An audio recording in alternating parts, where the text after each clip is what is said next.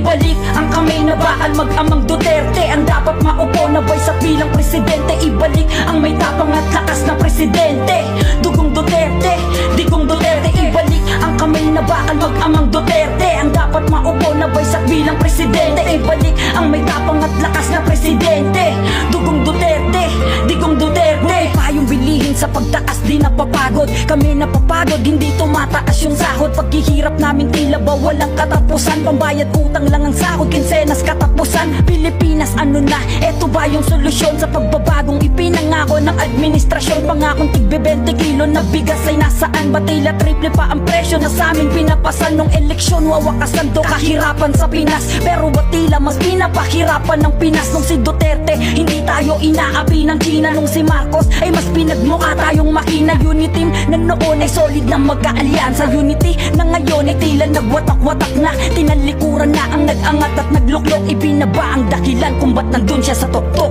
Ibalik ang kamay na bakal mag-amang Duterte, ang dapat maupo na boy sa bilang presidente. Ibalik